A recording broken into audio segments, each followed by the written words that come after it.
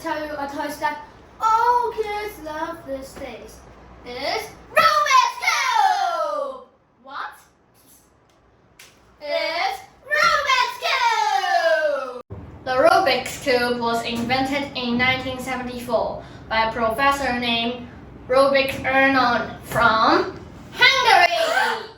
It has different sizes, like the 3x3, which is the most common one. But there are also bigger ones, like the 4x4, 5x5, and even a huge 10x10 cube! 2,000 years later. People all around the world love Rubik's Cube so much that they even have competition. They try to solve their cubes as fast as they can.